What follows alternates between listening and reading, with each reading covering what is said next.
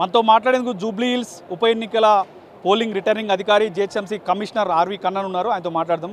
Sir చెప్పండి, తెలంగాణ రాష్ట్రం మొత్తం కూడా ఇప్పుడు జూబ్లీ హిల్స్ ఉప ఎన్నికలు అబ్జర్వేషన్ చేస్తుంది, ఎలక్షన్స్ ఎట్లా జరుగుతాయని. సో ఎట్లాంటి ఏర్పాట్లు చేశారు, అసలు ఎన్ని పోలింగ్ కేంద్రాలు ఉన్నాయి, ఎన్ని పోలింగ్ బూతులు ఉన్నాయి, అక్కడ ఎట్లాంటి భద్రతా చర్యలు తీసుకున్నారు?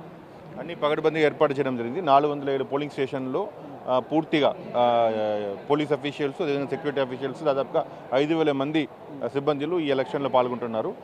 ప్రతి ఏర్పాటు ఈరోజు మీరు చూస్తున్నారు. అందరం ఈరోజు ఈవినింగ్ లోపల వారు పోలింగ్ స్టేషన్స్ కూడా రీచ్ అవ్వడానికి అవకాశం ఉన్నాయి.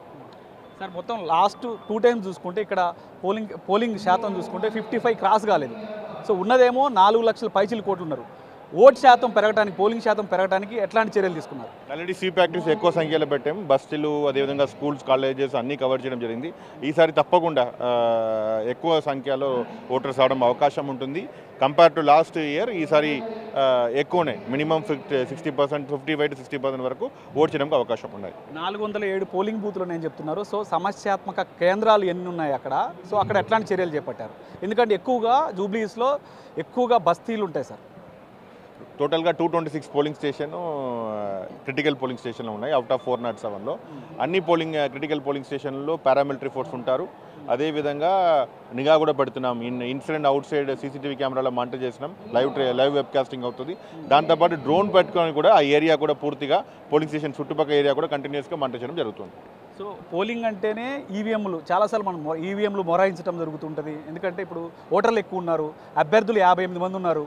సో దాంతోపాటు నోటా పెట్టాల్సి వస్తుంది. సో ఇదంతా సిచ్యువేషన్ చూస్తే ఈవీఎంలు కనుక ఎక్కడైనా మొరాయిస్తే ఏంటి ఆల్టర్నేట్గా ఎట్లాంటి ప్లాన్లు చేస్తున్నారు? ఈవీఎం ఎక్కడైనా మొరాయిస్తే వారి కోసం బ్యాకప్ ప్లాన్ కూడా ఉన్నాయి. ప్రతి సెక్టర్ ఆఫీసెస్ దగ్గర minimum 3 to 4 EVMs backup plan ఉంటాయి. వారు తప్పకుండా అక్కడ వెళ్ళి చెక్ చేయడానికి అవకాశం ఉంటుంది. వారితో పాటు ఈసీఎల్ ఇంజనీర్స్ కూడా ఉన్నారు. ఎలక్షన్ కమిషన్ పంపించిన ఇంజనీర్స్ కూడా ఉన్నారు.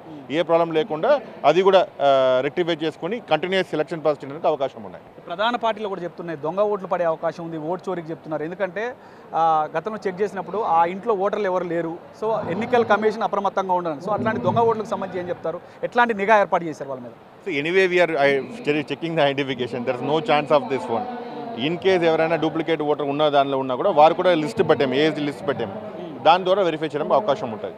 ఎంతమంది సిబ్బంది ఇప్పుడు ఈ ఎన్నికల్లో పాల్గొంటున్నారు సార్? టోటల్గా 5,000 మెంబర్స్ ఉన్నారు. 5,000లో 3,000 ఎలక్షన్ సిబ్బందిలు, 2,000 సెక్యూరిటీ సిబ్బందిలు ఉన్నారు.